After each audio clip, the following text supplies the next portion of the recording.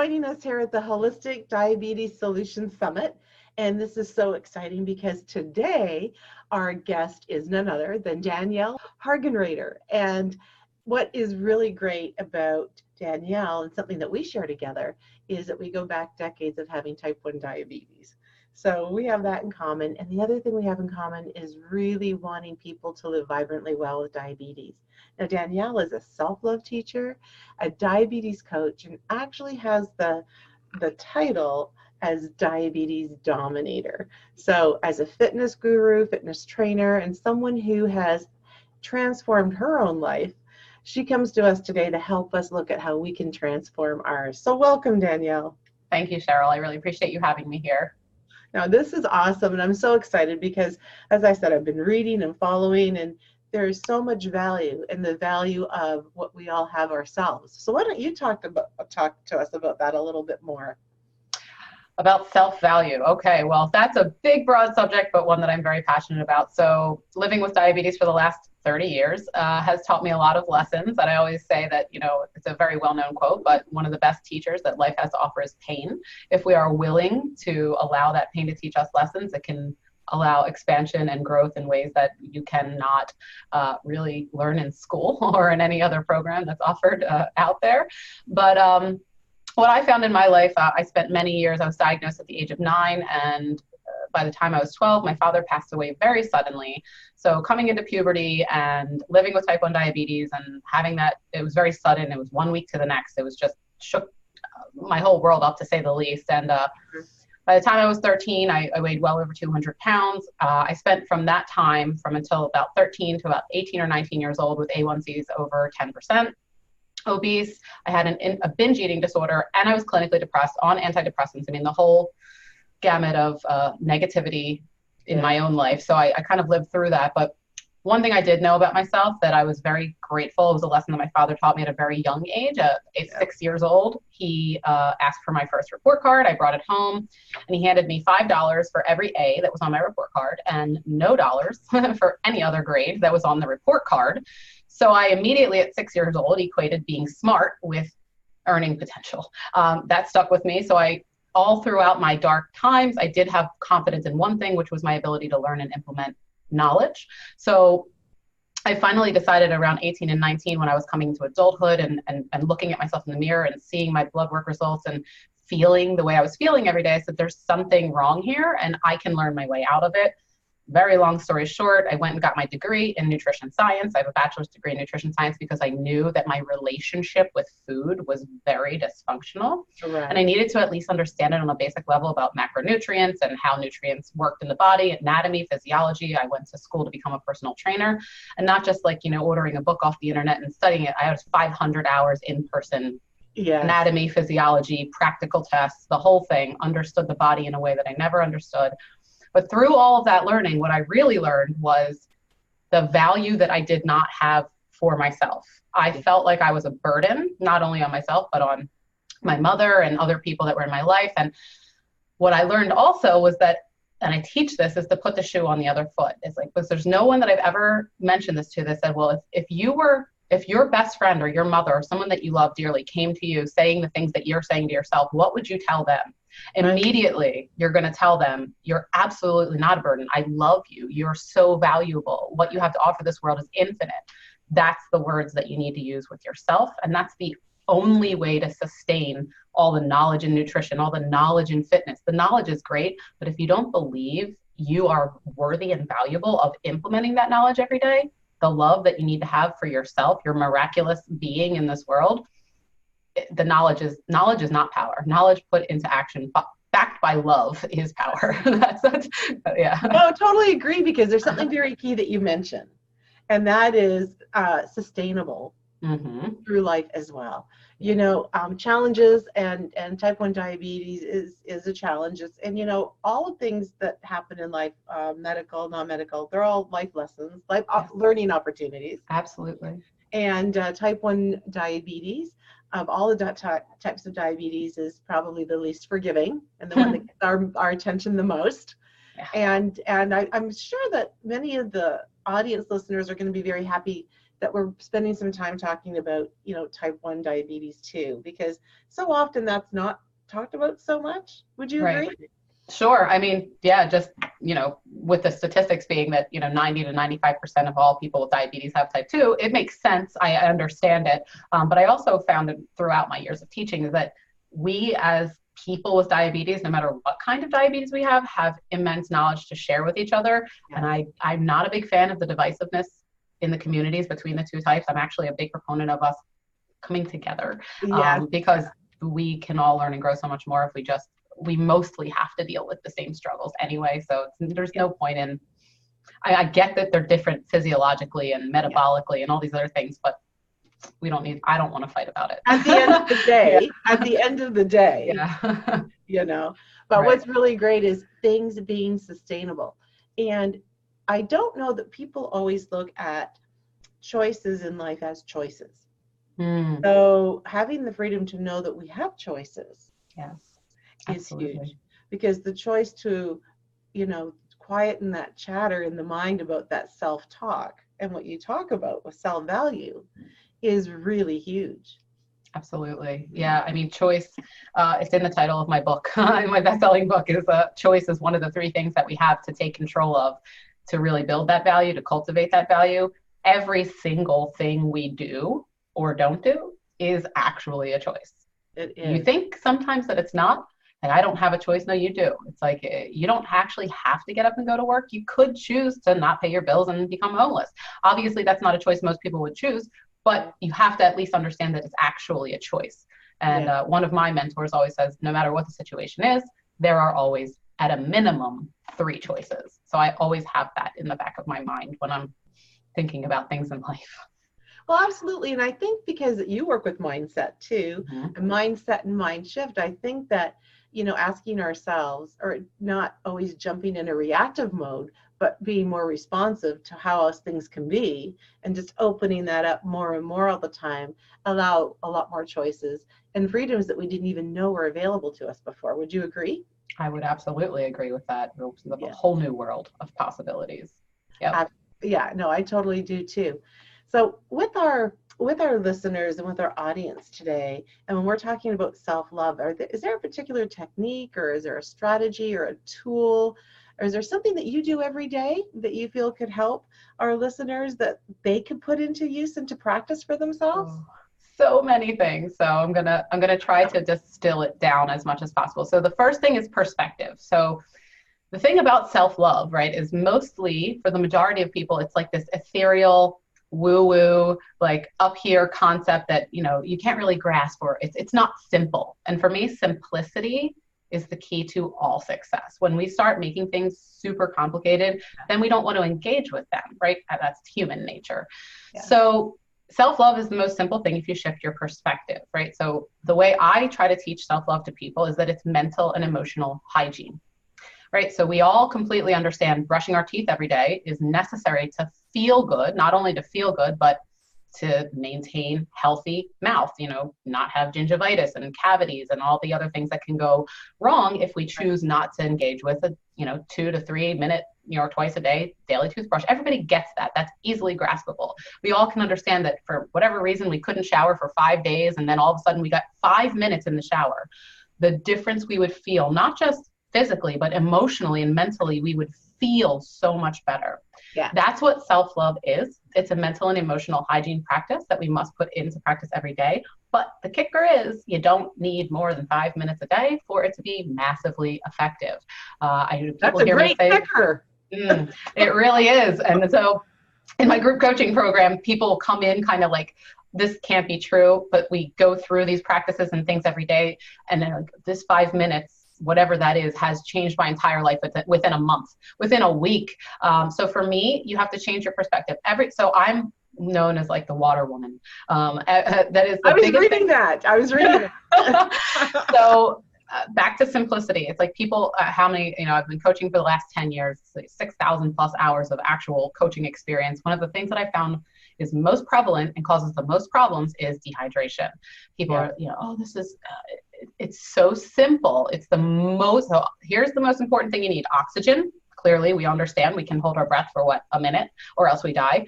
right under oxygen as far as importance of all of our 11 plus internal systems functioning at their best capacity is hydration. There's no food that's more important. There's no exercise that's more important. It's water. I'm sitting here right now with my water bottle right next to me. It never leaves me. It never leaves my side. So, me too, sister. Yes, exactly. So your 5 minutes of self-love a day could mean partially that you have your water bottle next to your bed every morning, and that you consciously and intentionally, before your feet hit the floor, you gulp down as many ounces of that water that you comfortably can. And you start doing that every single day. You start doing it slowly and incrementally. That's how habits form, right? It's not about, oh, you go from drinking, 1 glass of water a day to half your body weight in ounces, which is the goal, what I aim to tell people to try to accomplish. You incrementally increase it, and you start first thing in the morning. So that's a self-love practice. That's mental and emotional hygiene. You might not think so, but it really is, because by that demonstration, you're showing yourself and the universal powers that be that you believe that taking that beat of time to give yourself that gift of hydration is important to you, and that you're valuable enough to take that time. In the demonstration, in the action, begins the habit forming. So water is one. Another thing that I do every single morning is a deeply genuine, authentic expression of gratitude. And I mean, not just lip service for like, oh yeah, this is great. No, it's like, think about what your life would be like if you didn't have that bed that you were getting out of. Right. Think about what your life would be like if you didn't have, the shower that you were getting into, the roof, the clothing that you were putting on. This deeply just genuine expression of just gratitude for these little things that there actually aren't little, that if you didn't have access to them, your life would be immeasurably more difficult. Yes. Showing that every day, that's a practice of self-love. So all of these little things, right? Now, I also meditate. I also exercise. I made a self-love practices menu that I tried to cram onto a meme. I got 40 on there, and I was nowhere near done of practices that actually equate to self-love. I'm going to keep making more. But the point is that when you change your perspective and you show these demonstrations, you could do 5 minutes of gratitude and 5 minutes of drinking water, and let that be enough. It will grow, because you'll want to do more, because it's real to you. Right. That's I know that I try to make it as simple as possible with these, practices. 5 minutes a day. You'll end up doing more because you're going to want to. Well, and you know what? Things I find need to be simple, easy, readily available. And then we do them. Like you said, right. Keep it simple. Keep it simple. And what's more easily and readily available than water and gratitude? And doesn't cost you a single cent. Free. I was going to say. Free. Yeah. They're free. Most important. Yes. Yeah. And I think the biggest thing there, Danielle, is, they, like you said, things may seem simple or small, but when you realize with the intention and with the gratitude, really what that means, they are really big things. They seem like small things, but they're really big things. Absolutely. So powerful. Yeah. They just begin creating energetic shifts in the way you think about things. Yeah. The awareness that you have about the power that you have in your life about choice begins to expand. And that's the thing about awareness, is that once it expands, you can't forget. It's like seeing something that you want to unsee. You don't want to unsee your awareness expansion, but once your awareness about your own internal power expands, you can't erase it. So you're going to make different decisions anyway. So it's a good thing. No, it's a really, really, really good thing. Yeah. So that's great. So I know that you were talking about how to improve mindset and the relationship with yourself and with diabetes. Is there anything that you want to add to that when we're talking specifically about diabetes? Sure. I would say probably for me, my biggest kind of aha moment in my coming together with self-love and understanding what that truly means is that diabetes is a part of me, right? So having diabetes is not something I can choose. But what I can choose is how I interact with my diabetes, the meanings that I assign to what having diabetes means for my life. Those are all up to me. When I first was diagnosed, I was not, 9 years old, 1991 or 19, whatever year it was. There was no internet, there was no Google, there was no community or summit or anything like that. But also there was a whole bunch of doom and gloom, and everybody's like, oh, by the time you're 40, you're going to have lose your foot and blah, blah, blah. And that's what you're told. Yeah. That's a meaning that someone else has assigned to your diabetes. None of that is applicable to me anymore. I am not saying that I somehow think I'm a superhuman and I'm immune to complications. That's not what I'm saying. But what I'm saying is I don't walk around believing or giving the meaning to diabetes that that's 100% the outcome that's going to come of it. It's absolutely not. In fact, most people with diabetes don't have that as the outcome, but that's what's focused on for scare tactics, because you know how the news and the media are. That's what gets clicks. That's what gets interaction. I'm going to scare you. I'm going to make you so full of fear. That's not how you build a healthy lifestyle. So I guess the whole kind of coming around is the point is that diabetes is part of me. And for whatever it's worth and however crazy I sound, I love my diabetes, because if I don't, I'm shunning a part of who I am, and I cannot do that and remain healthy. Right. It's a relationship. You can't have a happy relationship with your diabetes if you hate it. You just can't. It's just a thing. It's a journey of acceptance. And it sounds again like, you know, like that's a good statement, but it sounds so easy. But when you're with it in a way that, like, you know, I remember last year I was invited to speak on a summit, and they said, okay, so the title is going to be the battle against diabetes. Oh. And I said, you know what? If we can change it to winning with diabetes, then we can talk. But if we're going to frame it, battling it, I'm sorry, but that's just not in my consciousness, because that's not how I resonate. And you know what? They were fine with it. They said, oh my gosh, that's great. That's what we're going to do. But it's funny how we frame things. It's funny how our medical profession and our specialists and the books and, you know, just for generations of how it's been. But what's really great now is there's a new movement. And this new movement is all about the winning with and looking at the greatness of and who we get to be and our power about it. Because I remember someone had said to me too, and they put this in something for a social media post, and they used the word diabetic. And I said, do not ever use a label, because people are not their diabetes. And I have found from being in the community for so long and talking to so many thousands of people, that the language about that is it varies person to person. Personally, I don't mind being called a diabetic, because logically in my mind, it's like, you don't call a mom a person with a child.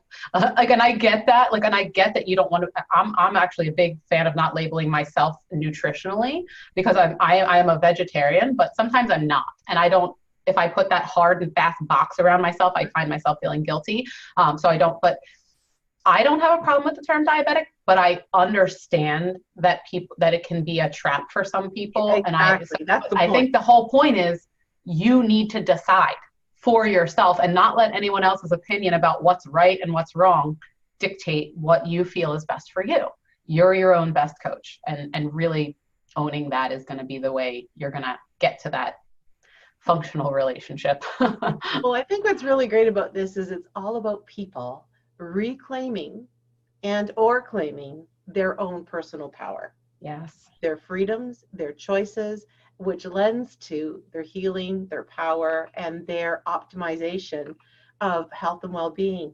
What's really interesting and what's really wonderful for you, Danielle, is you've got the nutritional side, all the macronutrients, micronutrients, understanding the bioavailability of things in the body, which is critical. And then you've got the other side, which is movement, which is so much about, you know, eliminating that insulin resistance that so many people have. So it's a really great marriage to have the nutrition as well as the movement, fitness, and just understanding the resistance in the body to build up the resistance training to get rid of insulin resistance. Do you find that with the physical part of what it is that you do? Yes. I mean, so for me, and just like kind of to talk about, you know, my progression, I was on manual injections for out of 30 years of diabetes, about 22 of those years I was on manual injections. I never used insulin pens. I just had the vial and the syringe. And then eventually I decided to try an insulin pump, but I'm an experiential liver. So for me, it's like, I decided, hey, I'll try this pump. If I don't like it, I'll go back, but I'll never know unless I try. Right. And now what I'm doing is looping, which this might be new for you or even other people because it's not FDA approved, but it's been going on in the diabetes community underground since about 2014. So it's a code that I have downloaded to my phone, and I have there's a huge community of people doing it, thousands and thousands of people, but it's essentially since July of 2019. Yeah. I've been free from diabetes in a way that I once only dreamed could ever be possible. So all of this goes to say insulin resistance for me is not necessarily a huge problem, but with persons with diabetes that I work with, the physical movement is key because muscle is medicine. And I'm not necessarily talking about bodybuilding muscle. I'm just talking about lean body mass versus just sedentary, non-moving. The body was made to move. But generally what I teach about exercise is this, because just like nutrition, it's something people struggle with. Right. You have to be willing to ask yourself each day what you are willing to do. I found for my own progression into exercise, even after I became a personal trainer, I still struggled with the desire to exercise because I would commit myself to like a 12-week program or an 8-week program. But like 2 weeks into the program, I was like, I don't feel like doing this anymore. And asking the wrong question, what is wrong with me? There was nothing wrong with me. What was wrong was I was asking the wrong questions. It's like, well, some days I do Zumba. Some days I lift weights. Some days I do yoga. Some days I take a walk. Right. There's no wrong answer to exercise. It's the frequency over duration is so much more important. 10 minutes here, 10 minutes there. Right. We have these like deeply societally ingrained belief systems like, well, I have to get into the gym for an hour and I have to lift weights in order for it to be effective or to work. That's not true. Great. 10 minutes of walking will improve your insulin sensitivity. Period. That's a fact. 10 minutes of walking. So you have to begin to reshape your beliefs about what exercise even means. You can do it. It doesn't matter where you are in your journey. You just have to be willing to accept and allow whatever you're willing to do to be enough without minimizing the effort that you put in. Well, I just took a 10-minute walk. No, I took a 10-minute walk today and I'm amazing. That has to be the way you look at it. Like, yeah. No, totally. And then walking means fun things, and like some people enjoy swimming, some people enjoy team volleyball, some people enjoy bowling, like whatever it is. But you know what? I think you're right. I think people think things have to look a certain way. I have to go and sweat at the gym for an hour. Not true. It can look so many different ways every day. Yes. It doesn't have to look a particular way. And again, that's inviting more freedom. Yes. And more insulin sensitivity. That's really great, because I do know, having been a fitness trainer as well, when I was going through college and back in the Jane Fonda days, teaching aerobics classes 3 and 4 times a week. But it is really about what you want to do and what you feel like doing, but getting in that movement, even if it's 2 times 10 minutes a day. Huge difference. Yeah. If you're taking insulin and you go from exercising 0 minutes a day to 10 minutes a day, you're going to need to reduce your insulin. Now, of course, I'm not a doctor and I'm not telling you, do this unit or that unit, but you need to be aware of the fact that if you are taking insulin external from your own body and you start exercising at all, it is going to affect your insulin needs. And it's not only if you do an hour, 10 minutes is going to affect your insulin needs, most likely. Of course, can't blanket every person. We all have different body chemistry, etc. But in the majority of people, even the 10 minutes is going to require some insulin adjustments. Yeah, some adjustment. Mm-hmm. So getting back, did you finish your thought that you wanted to finish your thought on looping? Well, I didn't know if you thought it. I think the whole point is that progression in technology and also the available options we have. I understand that access is not equal, and I recognize that I am in a privileged place right now.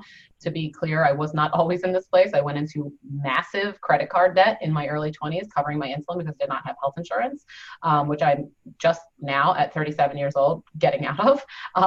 So I recognize where I am now with accessibility. However, if you are in a place where you can explore new options, there is a community out there that is willing to help. If you Facebook, you can go to the Looped group. Anybody in there will help you do whatever you need. There are also paid coaches that I'm not one of them, by the way. I'm not a Looped coach, but there are paid coaches that will help you set up your looping system, all of these steps. But if you already operate an insulin pump, operating a looped system is just as simple, or it's not going to be any more complex. And it's something that I speak about because of the the spaciousness that has opened up in my mind that I didn't even realize was being taken up by thoughts about diabetes, because I had been so methodical about it. I was already in a great rhythm. I had a great A1C before I began looping, but it's like the biggest way I can say it is that like I almost never wake up anymore overnight because of high or low alerts, which is just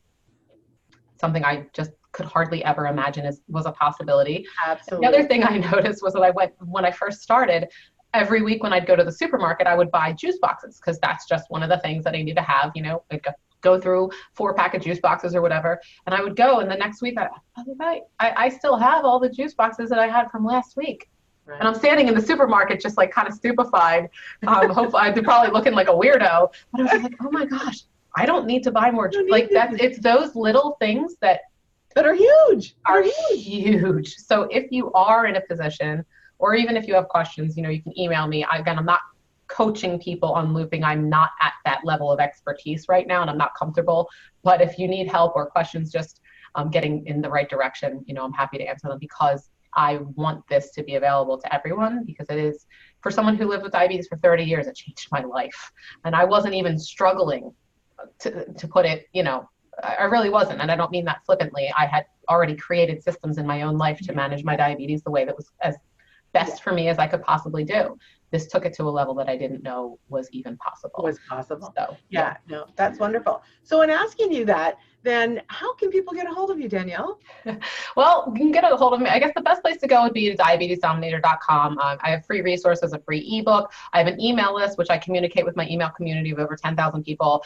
I aim to do it twice a month. Sometimes it's once a month. I'm not inundating people with just like lots of, you know, hey, buy this and do this. I'm really just communicating with you like a person. A lot of times I'm writing you letters and things about practicing self-love. And on my website, you know, you can apply for a one-on-one session. As far as I can't take on all one-on-one clients, but what I can do is take on all group coaching clients. I have a monthly coaching membership that's been going on for just a little over a year and a half now. It is I call it my little cultivated magic corner of the internet, because it's all about practicing self-love every day and getting that into your life habitually. And it's just people who are focused on that. And out of the people that are in there, I'd say 3/4 of us have diabetes, and a variety of types: type 1, type 1.5, type 2, gestational. And then we have about 25% of people that don't have diabetes, that are just, we're all here learning how to love ourselves to health. It's called Love Yourself to Health. So you can always join the group coaching program at any point. We onboard, generally we onboard 3 times a year, but for anyone watching this now, if you tell me you came from Cheryl's Summit, we'll usher you in. It's $1 for the first month, which is something that I also, my one-on-one coaching is not inexpensive. It's a very deeply involved one-on-one process. And what I found is that I needed to create something where I could serve a larger amount of people at a much more affordable price. That's so I always tell people, it's like, look, come in for 30 days, spend $1, see what we do in there. You can literally send me a DM on Facebook or an email and say I'm ready to cancel, and I'll be like, cool. And I will, you can probably tell from, I'm not going to harass you. I'm not going to harass you. I'll be like, cool, was so great to have you. Wish you the best. You're welcome back anytime. But I always thought, it's like, look, if you like it, you're going to love it. And if you don't, you can go. But that's what we wanted to create when we created this program a year and a half ago. So it's really great for our audience to learn about the resources that are available to them, because you know, how do they really find out without informational summits and things like that? Absolutely. So thank you so much for sharing. What we'll do is we'll put you up on our site as well, and maybe we could get a link. Sure. And people can link over to you. So do you have any last thoughts that you want to leave with our audience today? No, just really if you're in any capacity doubting your value as a human being, you're as valuable as any other human being that has ever existed or will ever exist. We're all equally valuable, and the only person that can nurture that belief in yourself is you. So start nurturing it today, even if it's just starting with your water. And then I'll just say one other thing, shameless plug. If you don't want to go into coaching and you just really want to hear what I have to say, this is my book, Unleash Your Inner Diabetes Dominator. You can get it on Amazon. And you can also get free video training with it as well if you email me your book receipt. So that's all on my website as well, diabetesdominator.com.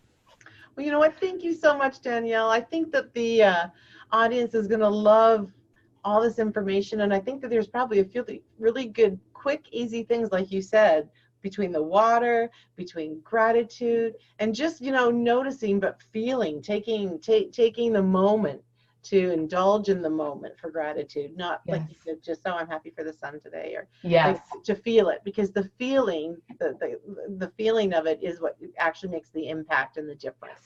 Agreed. So thank you so much, beautiful. Well, thank you so much, Cheryl. I wish you all the best with your summit, and I look forward to more in the future. Yeah, me too. Thank you.